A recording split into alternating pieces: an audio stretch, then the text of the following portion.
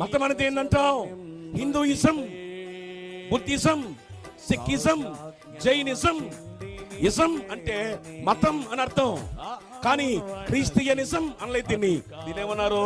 Christianity అన్నారు. చేతులెత్తి స్తోత్రం చెప్పండి. ఈ రాత్రి నువ్వు అనుకున్నట్లుగా ఆయన మతాన్ని స్థాపించడానికి ఈ లోకానికి రాలా. ఆయన ఈ లోకానికి వచ్చిన వేళ ఏమిటో తెలుసా?